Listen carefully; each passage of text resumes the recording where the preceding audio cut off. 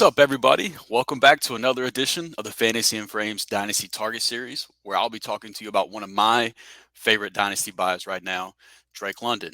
I go by the name of Drew, and you can find me on Twitter at Drew3MR, as you can see on the screen down below. Now, if you're new here, make sure to subscribe to the channel, and don't forget to hit the little bell that's going to pop up whenever you do so that you can be notified whenever new content just like this drops all off season.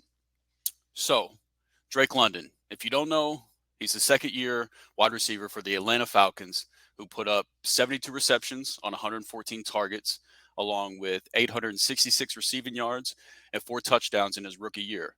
Now, I know the box score might not necessarily scream by, but I promise to you there's a lot more to look at if you go beyond the raw numbers. So, first and foremost, let's just get it out of the way. Let's talk about why he didn't put up the jaw-dropping numbers some people might have been hoping for his rookie year, and why I think he's currently being undervalued. So if we look at the quality of quarterback play last year for the first 13 weeks of the season, it was bad. And not just bad, it was like worse than the league type of bad.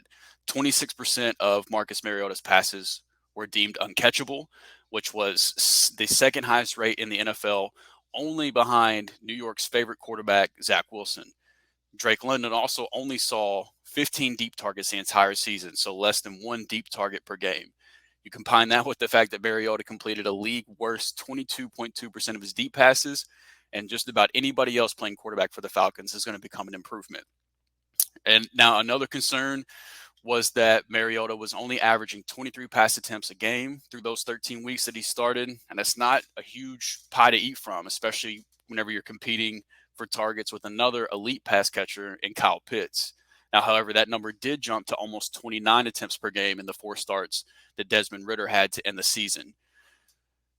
4 starts isn't a huge sample size to work with, but the hope is that assuming Atlanta doesn't trade up in the draft for a top rookie quarterback or make a swing like for a veteran like Aaron Rodgers or Lamar Jackson, which as of today's recording, they've been rumored to both be interested and not interested in making an offer for Lamar Jackson now that the Ravens have franchise tagged him, which would also be great for his dynasty value as well.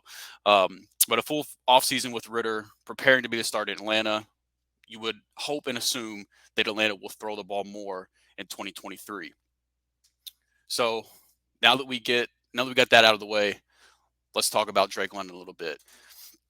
To me, he's the prime example of why you always need to bet on talent over situation in Dynasty.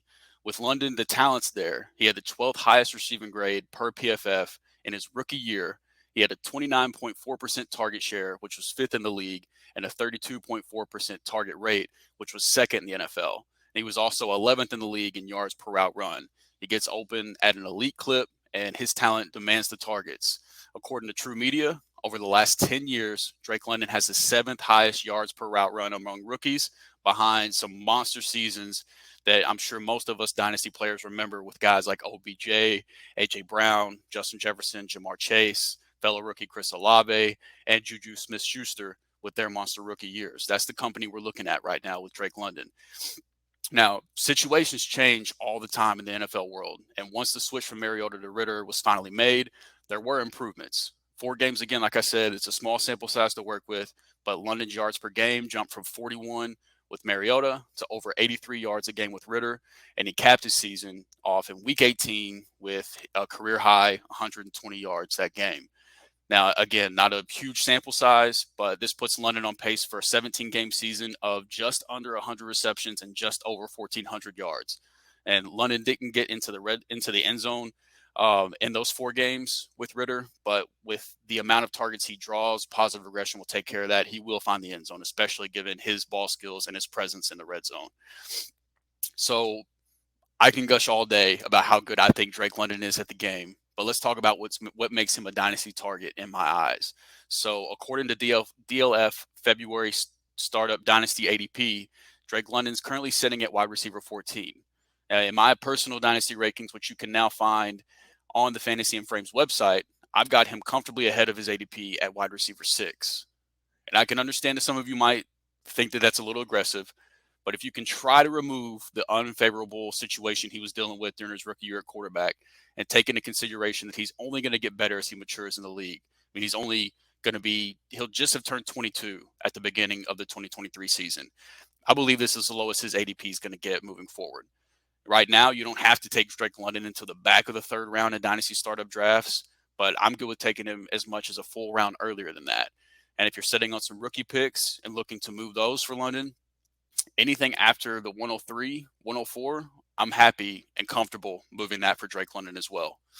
Regardless of landing spot, none of these rookie wide receivers are going to come in ahead of London for me, even with as much as I love Jackson Smith and Jigba. Honestly, at this point in the offseason, with Dynasty players starting to kind of come out of this class isn't that good fatigue that we experience every offseason back into this class is actually pretty good hype that we experience every year. I think that a mid to late first plus another mid rookie pick, third, fourth rounder, could get the job done. So in summary, I believe that poor quarterback play in his rookie year has mostly clouded what a lot of Dynasty players think about Drake London, and his value is sitting at a point where I don't think it's going to get any lower, which makes right now such a great time to cash in on some of the rookie hype and buy the Drake London dip and profit. This man's good at the game, and if you sit and wait for his quarterback situation to drastically improve before trying to go get him, you're going to be too late. It's going to if they do get Lamar Jackson, if they do trade up for a top rookie quarterback, those dynasty managers holding on to Drake London are only going to rise on him. So get in with me now before the 2023 breakout hits. So if this video was helpful to you at all, please be sure to drop a like, hop in the comments, and let me know what your dynasty outlook is for Drake London and who some of your favorite buys are this offseason. Don't forget to subscribe to the YouTube channel where the Fantasy and Frame team is going to be pushing out content all offseason long to get you ready for 2023 and beyond.